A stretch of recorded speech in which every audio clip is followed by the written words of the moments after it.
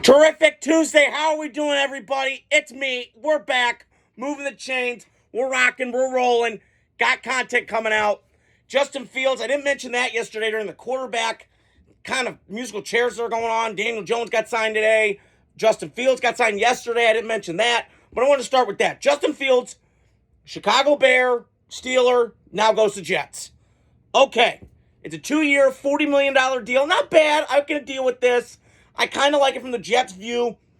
They can kind of get out from all this Aaron Rodgers nonsense, get Justin Fields. Aaron Glenn's trying to build the culture like he did up in Detroit, trying to bring this with the Jets, who he used to play for, was an all-pro and a stud. And now you got Justin Fields. Now, for me, there's a part to me that I feel for Justin Fields in this sense. He needs to go to an offensive coach, man. He keeps going to these defensive cultures over and over and over again. He goes to Chicago. We all know the history. Defense, defense, defense. They're like the Ravens of the NFC. I've been saying that for years. Max Lawson knows what I'm talking about, my guy. And I just kind of look at it from a standpoint of, okay, so it didn't work in Chicago. Okay, got it. Where does he end up going? I know. Let's go to Pittsburgh. The same shit he just dealt with in Chicago. Defensive culture, kind of tone deaf to offense. Same thing. Now, Pittsburgh, unlike the Bears, is not a broken franchise. Now, I think Pittsburgh's underachieved, but that's a whole other story for another day. My point is he's going to these broken franchises. Now he goes to the Jets. It's the same shit. It's a broken franchise. As I've been saying, I think they're the Raiders of the East Coast with all this drama, all this nonsense going on. But I do get it from the Jets standpoint. He gives you credibility. He can, get just going a little bit. He's got some mobility. He's got some work. I think Justin Fields fits. You pair him up with Garrett Wilson. You have some weapons there with Breece Hall, and that offensive line's getting better. And I think Aaron Glenn's looking at it going, this could buy some time, to kind of Raider-esque, buy some time. We can kind of just play around with it. We'll see how it happens. But I also can see this going shitty. And we shall see what happens with the Jets and Justin Fields. I am happy for him, pairing him with Garrett Wilson, his old teammate at Ohio State, who had magical memories together. I'll never forget that Garrett Wilson catch against Clemson in that semifinal game out in Arizona, jumping up high. He's a freak, man. Garrett Wilson's one of the best receivers to come out of Ohio State, and that's saying something because Ohio State's had a litany. And I mean litany. Nick Deaton knows as well as anybody, my guy. Shout out to him. As these receivers, man. Them and LSU, to me, my whole life have just been churning them out like it's nothing, man. It's a factory. You go back. I mean, I just mentioned Garrett Wilson, Chris Olave, Jackson Smith and Jigba. Emeka Buka's coming out in his comp. I just read it from Lance Zierlein, who is a great scout, ex-scout, by the way. He did this shit. I just read his scouting report of the kid. That's his comp was Jackson Smith. And I'm like, it looks reasonable. So, and Chris Carter, and just the litany goes on and on. Same with LSU. When you go down to litany, Dwayne Bowe. Ruben Randall was solid for the Giants for a little bit. Not great, but solid. Brandon LaFell, Super Bowl champion, Carolina Panther. You get my drift here. And I feel like you pair Justin Fields, who can run the ball and get some playmaking out of that compared to what Aaron Rodgers couldn't do for you last year with the Jets.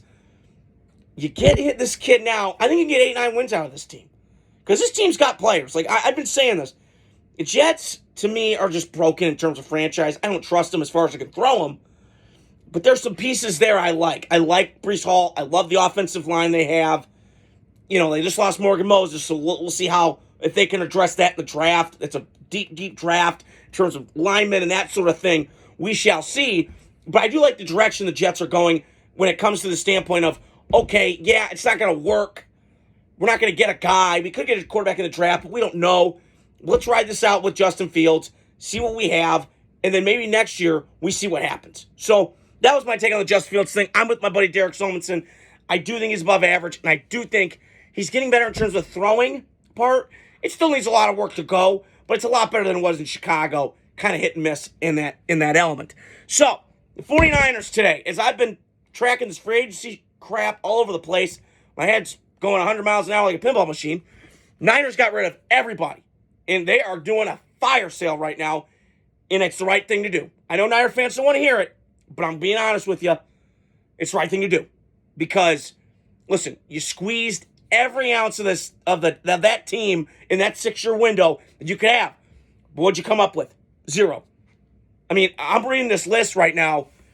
Deebo Samuel, Kyle Juszczyk, 8-time Pro Bowl fullback, Javon Hargrave, Malik Collins has been a solid pro, Drake Greenlaw, all-pro linebacker. If he didn't get hurt in that Super Bowl, what could have been? Tre'Davious Ward, great all-pro corner, although Jordan Addison cooked him a couple years ago on Monday Night Football. But he's a stud.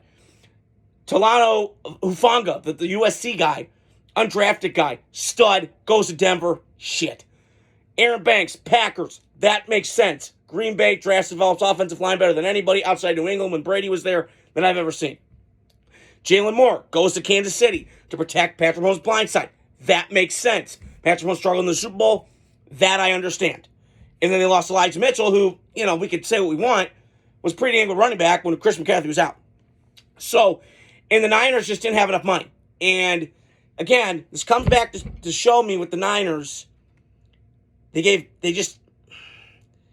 when I watch, you always have to go look at your rivals, right? And when I look at the Rams right now, Rams are in this weird position. Now, and I think they've done it better than anybody.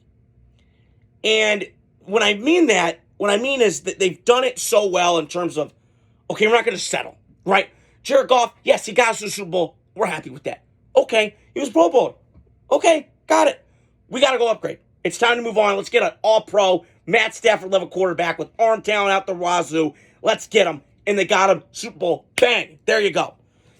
And I feel like with the Niners, and I was thinking about this on the way home tonight, and I've had some thoughts about this all day when I saw that, all the guys getting cut. I'm reading off my little sticky note down here. The Niners need to upgrade a quarterback.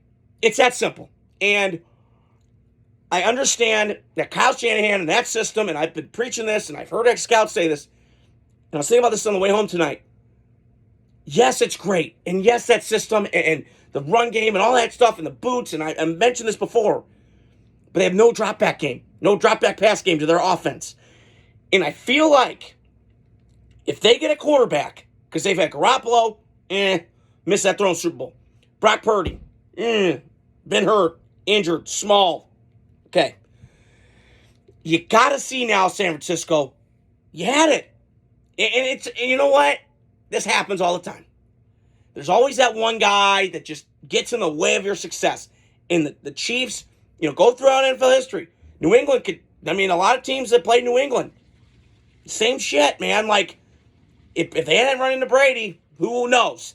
Same thing I see with the Niners. If you didn't run into Patrick Mahomes in the AFC during your Super Bowls, maybe you win. I don't know. So, when I meant by the Rams just kind of have this feeling. Like, they kind of go, okay, like Todd Gurley. They overpaid him. Okay, we made a whiff. Let's move on. Let's not hang on. And I feel like with the Niners sometimes, and I pride them on this, they did not cling to the past. They didn't hang on to all these guys that I just mentioned because they love them, and I get it. There's a human element to football that we see, and I get it. But you got to look from a business perspective. I've been saying this, and I've heard this saying, it's Wall Street on grass, and it's totally fair to me. I get it. You have to be able to move on. You just have to. And the Niners just finally admitted, like, we had a run, we tried, squeeze every bit of juice out of this thing, and it didn't work. It's time to rip the Band-Aid off. We got to start over, and that's fine. But I think if they could do a do-over, they would not give Deebo Samuel or Brandon Ayuk those money. They would not do it. And listen, they still got some headliners, Christian McCaffrey and George Kittle and Fred Warner and Trent Williams. This is still a decent team. They have players. But again, to me, this is what it comes down to with Brock Purdy. Hey, Brock, go win his football games now. Go win. We took all these toys away. You got to go carry us now. And he's not capable of that. I saw it. And I was thinking about this on the way home tonight, too, because I always got thoughts going on in my head, is when I watched him go on the road in Buffalo in a snowstorm against Josh Allen on the same field. It was not even close talent-wise. One guy is 6'6", 237, hose of an arm, Brett Favre with mobility. The other guy is Tua. That's what he is. And that's okay, but you're just going to be limited. And do you really need to get Brock Purdy that money? No, you do not. Because if I'm looking at your rival, The Rams, they ain't going nowhere. Seattle, they're building Mike McDonald's football team the way that he ran it at Michigan and how he saw it at the Baltimore Ravens. Max Lawson knows all about that. So, my point is, San Francisco did the right thing here. They got rid of guys. And it's hard to do because you had some success and you went to 4 NFC Championship games. You went to the Super Bowls. I got all that. But you got to move on. It's time. So, the Rams to me are smart. And I think the Rams, they're only getting better here. I mean, they just had Devontae, which I'm not going to go into my details with Devontae Adams. I got my beast with him. Okay? Devontae dumbass because of what he did with the Raiders.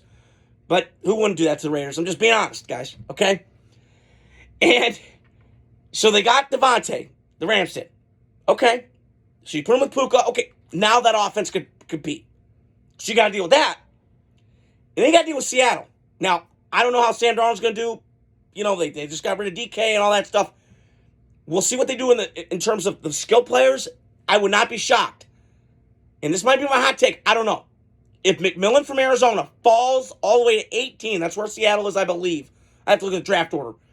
But if he falls to 18, Seattle better go get him. Because now you go get him, Sam Darnold, a Justin Jefferson type of playmaker in terms of that, speed, strength, all that stuff, rare find in the receiver. So you go at him with Jackson Smith, now in Noah Fant, and then Kenneth Walker, and then Zach Charbonnet. Now I feel like Seattle's got something, not to that level that it had with Jackson Smith and Jigba, Tyler Lockett, I forgot about him, and DK. Now you kind of retool it. So, 49ers got some work to do, no doubt about it. But this is a good day for San Francisco. They had to do it. They had to rip the Band-Aid off. They didn't want to become like these teams. They have all these players. They're old. They're aging, expensive, chatty. They got rid of them. Good for the Niners. And it's time to restart. Now, the good news is for the Niners, they got 12 picks in this draft. So, my thing is, I would split those picks, the 6, down the middle. I would go offensive line for half those picks, and the other half, I would go defensive line. Because you got to beat those up. Because when I saw the Niners dominate for that 6-year stretch, it was physically dominating the guy across from you.